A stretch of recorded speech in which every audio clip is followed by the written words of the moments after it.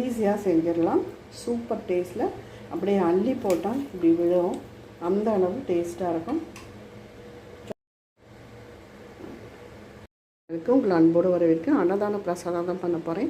பார்த்திங்கன்னா ரவா கிச்சடி வந்து இதில் 3/4 அளவு ரவா எடுத்திருக்கேன். ரவா கிச்சடி பண்ணுறதுக்கு 3/4 அளவு எடுத்திருக்கேன். அதே அளவு எண்ணெயும் எடுத்திருக்கேன். இந்த மாதிரி செஞ்சு பாருங்கள், ரொம்ப நல்லாயிருக்கும்.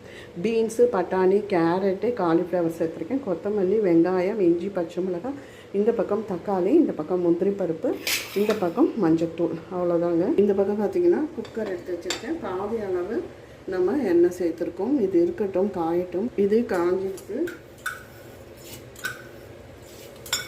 3 ஸ்பூன் கடுகு,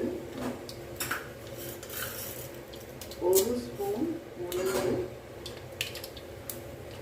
1/2 ஸ்பூன் சோம்பு, நல்லா இருக்கும் ஃப்ளேவரு, 1 ஸ்பூன் சீரகம். இதோட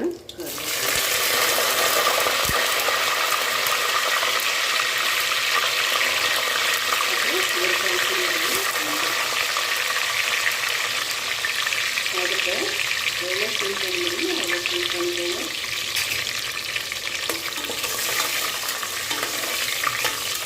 இந்த மாதிரி செஞ்சு பாருங்கள், அப்படியே ஹோட்டல் சுவை மாதிரி அப்படியே அவ்வளோ நல்லாயிருக்கும். இப்போது இதோடைய மிக்ஸ் பண்ண கற்றுக்கலாம்.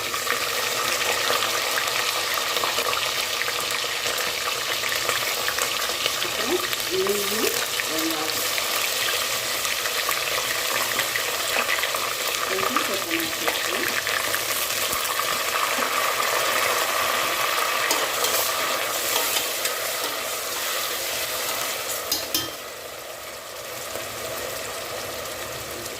நல்லா வறுபடட்டும். அந்த பக்கம் வெங்காயம் வறுபடட்டுங்க. இதில் கொஞ்சம் எண்ணெய் விட்டு நல்லா நம்ம வந்து ரவையை வறுத்து வச்சுக்கலாம் ஒரு சைடாக.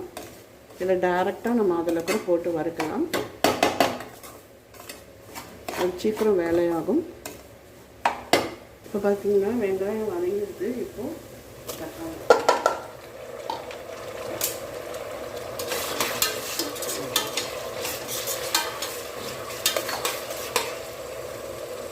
கொஞ்சமாக சேர்த்து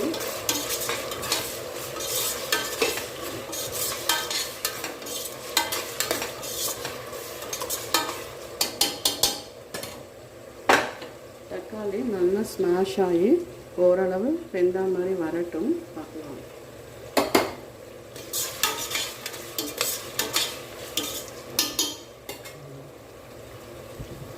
கொஞ்சமாக லைட்டாக பெருங்காயம் சேர்த்துக்கோங்க.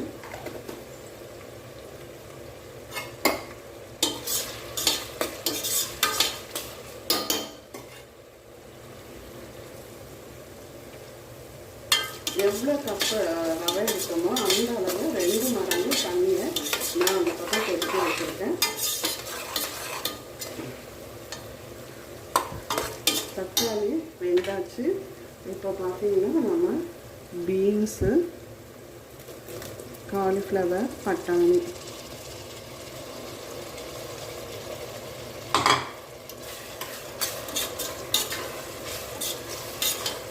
ஏற்கனவே நான் வேக வச்சு எடுத்துட்டேன். இல்லைன்னா இதில் வேகிறதுக்கு கொஞ்சம் நேரம் ஆகும், அதனால நான் வேக வச்சு எடுத்துட்டேன்.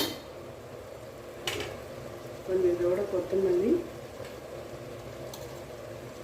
1 ஸ்பூன் மஞ்சள் பொடி, உப்பு ஏற்கனவே வதக்கும் போது போட்டிருக்கோம். கொஞ்ச நேரம் இது வதங்கட்டும்.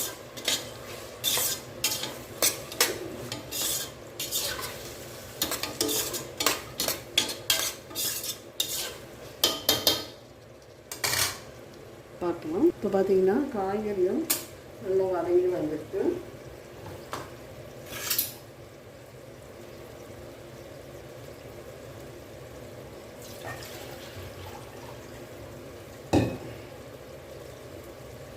இதில் 3/4 கப் ரவை நான் கொஞ்சம் சூடு பண்ண தண்ணி தான் ஊற்றுறேன். அதில் 1-2 கப் தண்ணி கரெக்டாக. இந்த கிண்ணத்தில் எந்த கிண்ணத்தில் இருந்தீங்களோ அந்த கிண்ணத்துலேயே சுவாமி பிரசாதங்கிறதால நம்ம வந்து இது ஒன்றும் பார்க்க முடியாது. அதனால கொஞ்சம் ஓரளவு உப்பு சேர்த்துக்கலாம்.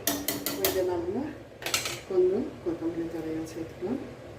கொஞ்ச நேரம் கொதித்து வரட்டும், நம்ம பார்க்கலாம். நம்ம எடுத்து வச்ச ரவையை கொஞ்சம் கொஞ்சமாக போட்டு கிளறிக்கலாம்.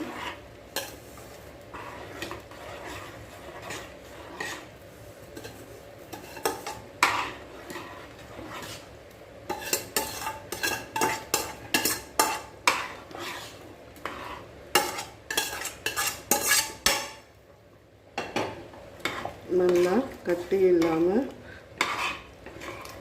நல்லா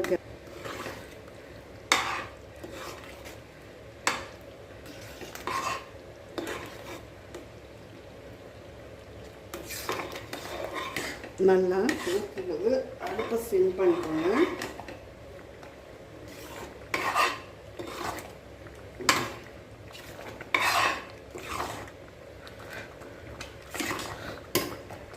பாருங்கள், ஜோராக ரவா கிச்சடி ரெடி ஆகிடுச்சு கோயிலுக்கு. இப்போது இதில் நம்ம எடுத்து வச்சா கொஞ்சம் எண்ணெயும் சேர்த்துக்கலாம். அப்புறம் லம்பாக விழும். இப்போது கொத்தமல்லி.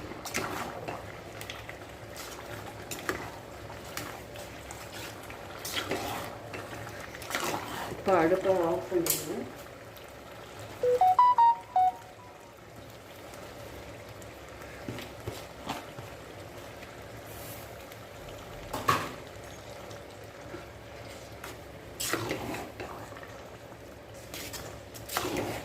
ஜோரா இப்படி போட்டோன்னா விடுங்க. அவ்வளோ அற்புதமாக இருக்கும் சுவை.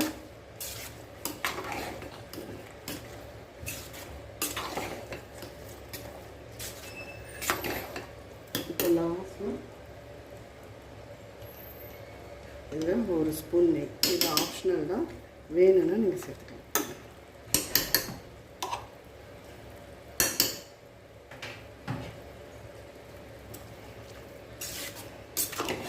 பாருங்கள், எடுத்து போடும்போது இந்த மாதிரி எண்ணெய் எல்லாம் சேர்க்கும்போது தான் உங்களுக்கு அல்வா மாதிரி விழும்.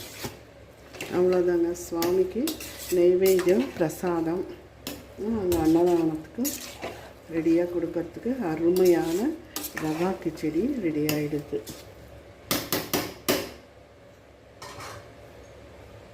பாருங்கள், அருமையான ரவா கிச்சடி ரெடியாக. பாருங்கள், எண்ணெய் அப்படியே மேலே மிதக்குது. கண்டிப்பாக இந்த வீடியோ பிடிச்சிருந்தா லைக் பண்ணுங்கள், ஷேர் பண்ணுங்கள், சப்ஸ்கிரைப் பண்ணுங்கள், கமெண்ட் பண்ணுங்கள். நன்றி, வணக்கம்.